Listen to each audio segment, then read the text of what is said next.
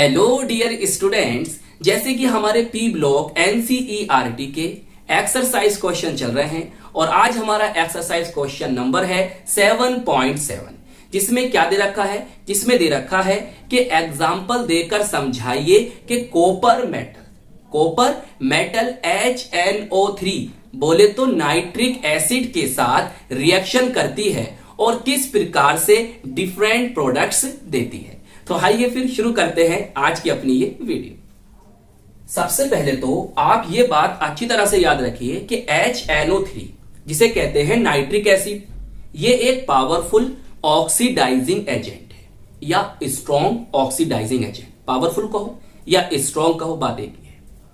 क्यों है? क्योंकि ये नेसेंट ऑक्सीजन देता है आसानी से। दूसरी बात आपको ये याद रखनी है कि अगर आपके पास डाइल्यूट HNO3 है तो उससे डिफरेंट प्रोडक्ट बनेगा, और अगर आपके पास कॉन्सेंट्रेट HNO3 है तो उससे डिफरेंट प्रोडक्ट बनेगा। अब क्या बनेगा, इस बात को आप अच्छी तरह से याद रख लो। देखिए पहले समझिए, 2HNO3 आपने लिया, ये कौन है? ये डाइल्यूट है। समझते ना बात को?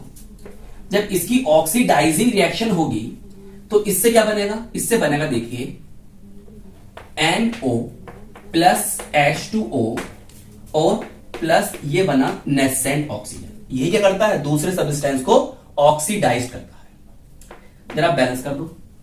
बैलेंस करने के लिए यहां पर आप 2 लगा दीजिए, क्लियर, और यहां पर लगा दीजिए 3 और देख लो रिएक्शन हो गई आपकी बैलेंस। अब देखो दूसरी बात समझो।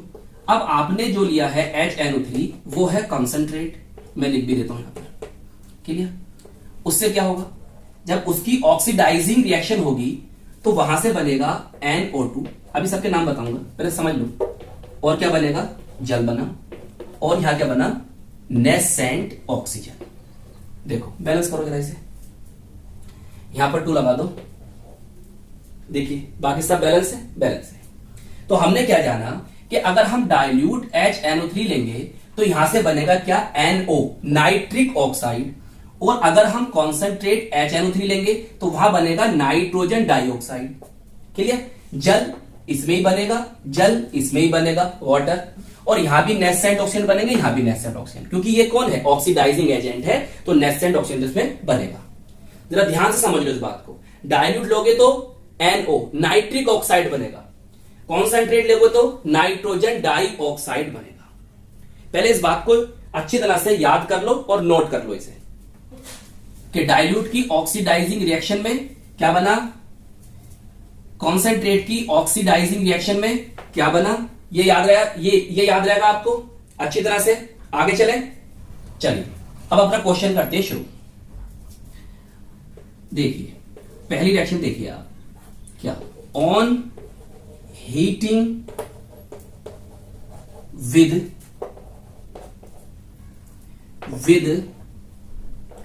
Dilute HNO3। हमें क्या करना है? हमें कॉपर मेटल को डाइल्यूट HNO3 के साथ गर्म करना है। देखिए रिएक्शन लिख रहा हूं मैं। Cu कॉपर लेंगे, HNO3 लेना है। क्या है ये? डाइल्यूट है, ये तो बात जानते हो। इसके आपको लेने हैं 3 मोल्स और इसके लेने हैं आपको 8। इतनी बात आपको याद रखनी है, क्लियर। इसके 3 लेने हैं, इसके 8 लेने हैं। डाइल्यूट है। अब तुम देखिए डाइल्यूट में NO और H2 तो बनने गई, तो मैं यहां लिख दूं पहले NO बना प्लस H2O बना, क्लियर। अच्छा अब तुम देखो, पहले थोड़ा सा बैलेंस कर लो। देखिए यहां बनेगा 2। अब बताओ हाइड्रोजन कितने हैं?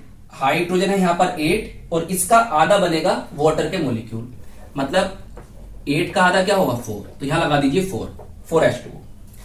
अब तुम देखो, क्या देखो कि भाई यहां से 2 नाइट्रोजन जा चुके हैं और यहां से हाइड्रोजन जा चुके हैं 8, और यहां से 6 ऑक्सीजन जा चुके हैं। देखिए 2 ऑक्सीजन ये हैं और 4 ये, 6। तो यहां बचा क्या?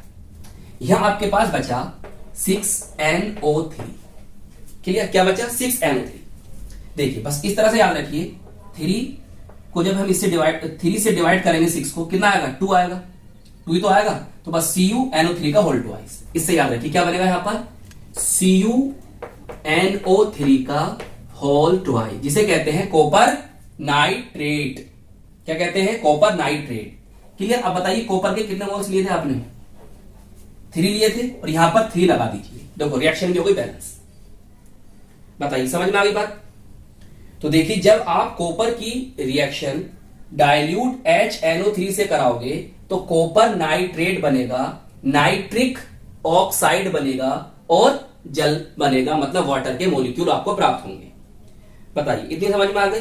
आप कॉन्सेंट्रेट ले लेते हैं, इसे कर देते हैं, इसे नोट कर लो पहले। आप कर लिया नोट? देखिए ऑन हीटिंग विथ, यहां पर ले लेते हैं अब कॉन्सेंट्रेट। बहुत इजी रिएक्शन है।